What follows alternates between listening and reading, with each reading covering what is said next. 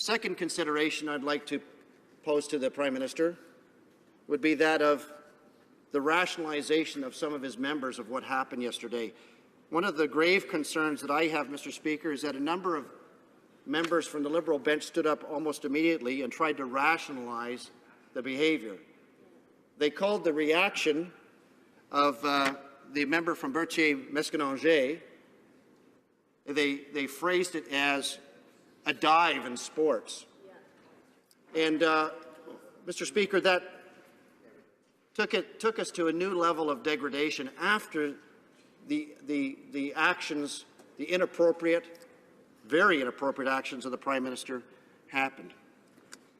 And somehow, even the one rationalization was that somehow the delay by the opposition whip was justification for the behaviour.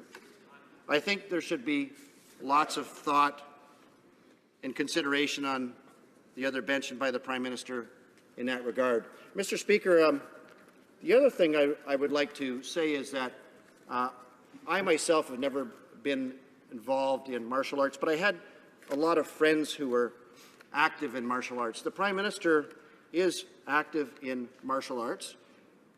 He is a proven boxer, and that fact he doesn't hide. In fact, he pretty well promotes his prowess in the martial sport quite actively publicly.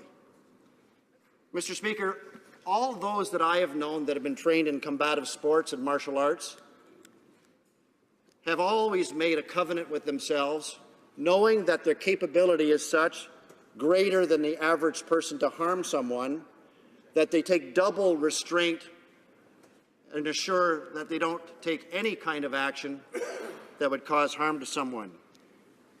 So not only his position, Mr. Speaker, but the very fact that he is trained in these martial arts, he has a double duty to be responsible for the kind of strength that he yields.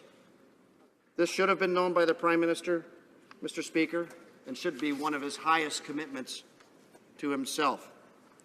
Mr. Speaker, I'd also, and it was interesting the last question and answer session, what came up, I'd simply like to read into the record the Criminal Code, Section 265(1), which states, "A person commits an assault when, without the consent of another person, he applies force intentionally to that other person, directly or indirectly.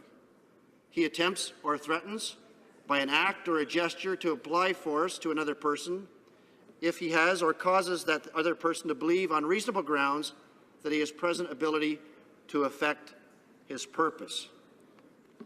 Mr. Speaker, we're not all lawyers here, but we sit as legislators and people that should be well aware of the common law, and certainly mindful of the fact when we come close or we do intend to break the law.